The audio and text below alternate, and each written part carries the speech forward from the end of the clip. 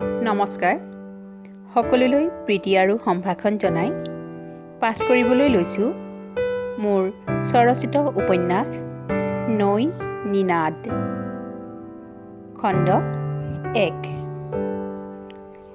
বিধ্বস্তপ্ৰায় হৈ উভতি আহিছে নিজান। কালি আবেলিয়ে ওলাই গৈছিল ঘৰৰ পৰা। খবৰ পাইছিল নেপকোৱে পানী এৰি দিছে। জিলা উপায়ুক্তই ৰেড এলাৰ্ট জাৰি কৰিছে। নৈ পাৰৰ ৰাইজ সতৰ্ক হওক। 2-3 ঘণ্টাৰ পিছতেই পানী লখিমপুৰ পাবহি। সাৱধান হৈছিল লখিমপুৰৰ ৰাইজ।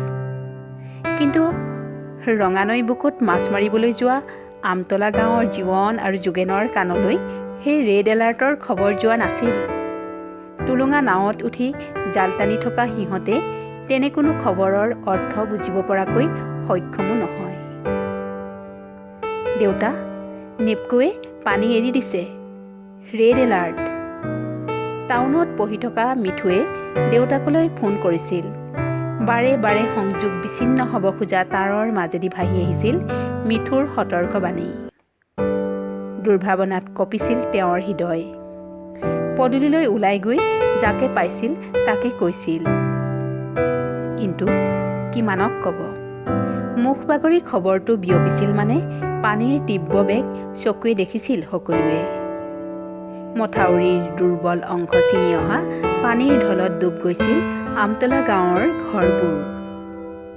ঘৰবোৰৰ ভিতৰত একঁকাল পানী, কোনোটোৰ এডিঙি। 2-এপদ বস্তু লৈ কোনো উঠিল চাংঘৰ কিম্বা ভঁৰাল ঘৰত। আকস্মিক জলবোমা বিস্ফোৰণত আতংকিত মানুহবোৰে সন্ধান চলালে ওখ ঠাই। আনফালে চাপৰিৰ খুঁটিত এপাল মহ লৈ বন্দী হৈ ৰ'ল নিৰ্মল সিঙৰ সৈতে 3 লগৰীয়া। স্থানীয় সংবাদকৰ্মীসকলক হোৱাটছআপ গ্ৰুপতে খবৰ দিছিল নিজানে।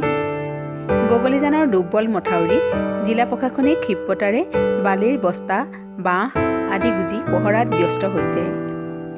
নিউজবোৰ আহিছে। মেইল খুলি উলিয়াই গৈছে ইটোৰ পিছত সিটো খবৰ।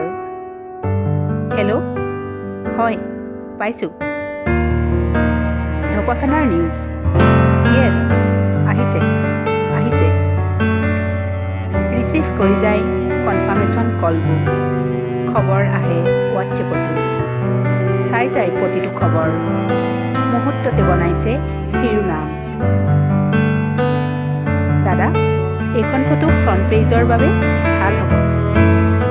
মথাউৰিৰ চিঙা অংশৰে পানী সোমোৱাৰ দৃশ্য। কেমেৰাত বন্দী পানীৰ তীব্ৰত হ'লে খান্দি উটুৱাই নিব খোজা ঘৰটো। ভাল হ'ব। চকু দিয়ে নিজানে ফটোখনত। কেপশ্যনটো লগাই পঠাই দিয়া, নিৰ্দেশ দিয়ে মৃদুলক। ঘৰ এটা বনাম বুলিও বনাব পৰা নাই নিজানে। কিমান কষ্ট বিনিময়ত সপোনৰ ঘৰ এটা হৈ উঠে। সেই ঘৰ আজি পানীৰ তলত। তাৰে ফটোখন চাই সিহঁতে ঠিক কৰিছে ফ্ৰণ্ট পেজৰ বাবে ভাল হ'ব। মুহূৰ্ততে অজান দুখবোধে ছানি ধৰে নিজানৰ মনটো। কিন্তু দুখৰ উপলব্ধিৰে কৰ্তব্যত পিঠি দি ৰ'ব নোৱাৰে সিহঁত। চাই যায় প্ৰুফ, এডিট কৰে। বাৰে বাৰে বাজি উঠে নিজানৰ মোবাইল ফোন। ফোনৰ স্ক্ৰীণখন শ্লাইড কৰি পুনৰ চাই সময়টো। 8:20 গৈছে। ওলাই যায় নিজান ৰঙানদীৰ পাৰলৈ। বগলীজানৰ মথাউৰিলৈ উপায়ুক্ত মহোদয় আহিছে। পৰিদৰ্শন কৰিছে মথাউৰিৰ দুৰ্বল অংশটো। কাষ চাপি আহে গাঁৱৰ মানুহবোৰ। ৰবনে এই বান্ধ? কোটিটকীয়া প্ৰশ্ন লখিমপুৰীয়াৰ। চেষ্টা কৰিছোঁ। ৰাতিটো সকলোৱে সজাগ আৰু সতৰ্ক হৈ থকাই মংগল, ৰাইজক উদ্দেশ্যি ক'লে জিলা উপায়ুক্তই। বাজি উঠে নিজানৰ চেলফোনটো। ৰিচিভ কৰাৰ লগে লগে ৰাজীৱৰ অসহায় কণ্ঠ কাণত বাজি উঠে। আমতলা জৈনপুৰ শেষ দাদা। বহুত মানুহৰ সন্ধান পোৱা নাই। কিবা এটা কৰক। সংযোগ বিচ্ছিন্ন হৈ পৰে। নিজানে পলম নকৰি সন্মুখতে থকা জিলা উপায়ুক্তক অৱগত কৰে। উপায়ুক্তই ফোনতে নিৰ্দেশ দিয়ে উদ্ধাৰকাৰীৰ দলক। বৰা, আপুনি আমতলালৈ গৈছেনে? গৈছোঁ ছাৰ। বহুবা যাবনে এতিয়া আমাৰ লগত? নিশ্চয়, মাত্ৰ মোৰ বাইকখন অফিচত থৈ যাব লাগিব। ঠিক আছে, আমাৰ হাজৰিকাই আপোনাৰ বাইকখন অফিচত থৈ আহিব। আপুনি মোৰ গাড়ীতে উঠক। হাজৰিকা আগবাঢ়ি আহি চাবি পাত লয়। চকীদাৰ গোহাঁই গেটতে থাকিব, তেওঁ হাততে দি আহিব, নিজানে ক'লে। গাড়ীৰ ইঞ্জিন গৰজি উঠে। ৰাতিৰ অন্ধকাৰ ফালি উপায়ুক্ত আৰু পুলিচৰ দুখন গাড়ী আগবাঢ়ে আমতলাৰ ব্ৰানাকান্তৰ ওচৰলৈ। ৰাতিটো তাতেই কটালে নিজানে। উদ্ধাৰকাৰী দলটোৱে নাওকেইখন সাজু কৰি পোহৰ হোৱালৈ বাট চালে। গাঁৱৰ মানুহবোৰে ওচৰৰ হাইস্কুলখনত থিতাপি ল'লে। ঘৰৰ চাংবোৰত আবদ্ধ হৈ থকা সকলক উদ্ধাৰ কৰি গাঁৱৰ ডেকাহঁতে ওখ ঠাইলৈ আনিলে। উদ্ধাৰকাৰী দলটোক এৰি জিলা উপায়ুক্ত ঘূৰিল। নিজান থাকি আহিল ৰাজীৱৰ লগত। টিপচাকিৰ পোহৰবোৰ মা গৈছিল। আহোঁতে বজাৰপট্টিৰ দোকানৰ পৰা কিনি আনিছিল এটা চাৰ্জ লাইট।